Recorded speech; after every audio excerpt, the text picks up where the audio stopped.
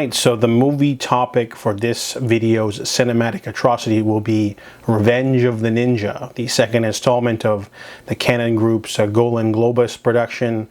I've seen Ninja 3, The Domination, which is a great mix of fantasy and action, and a very so bad it's good movie. I wasn't sure if the first two films of this, well, they're not connected, but they're, you know, thematically ninja movies. This one, fortunately, is a cinematic atrocity. This one is about Cho. He is not at home when ninjas attack his house and kill everyone except for his baby son. So his friend Braden, Braden is an American who basically says, you know, you should probably like hide out in America because, you know, the ninjas are going to come after you no matter what.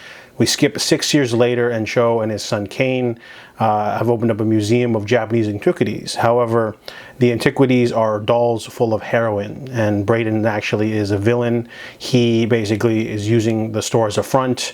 However, the mafia boss that Braden has a deal with doesn't want to give him the money. He says, hold on to the stuff, you know, and starts pissing him off. So Braden hires a ninja to start killing mafia boss people. And there's some great over-the-top kills.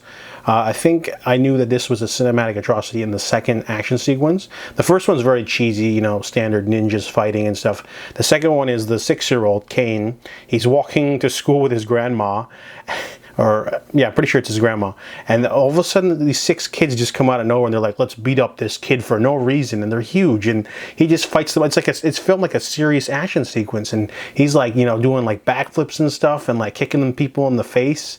And it's really cheesy. Any scene with the kid is gold. So he's got like 3 or 4 action sequences in this movie. There's a chase scene where he gets hit in the face.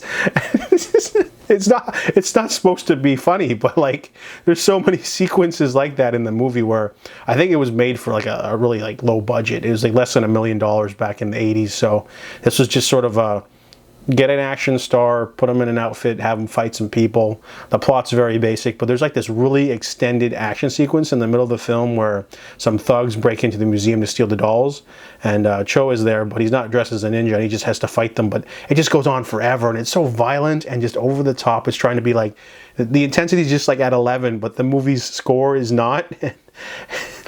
The continuity errors are just all over the place. This one dude's trying to jump in the back of the van, and he like misses and hits, and then they cut to him just getting in.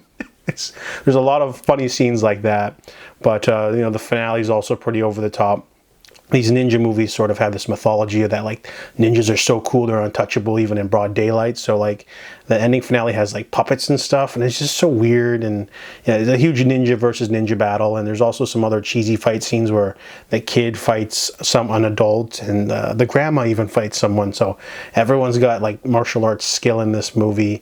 And yeah, it's a fun, glorious time. It's so bad it's good. It's definitely trying to be like this really intense, you know, like really like edgy action movie, but it's also very cheesy, so that comes off a little weird in its you know, tone. So I give Revenge of the Ninja a cinematic atrocity score of 7 out of 10.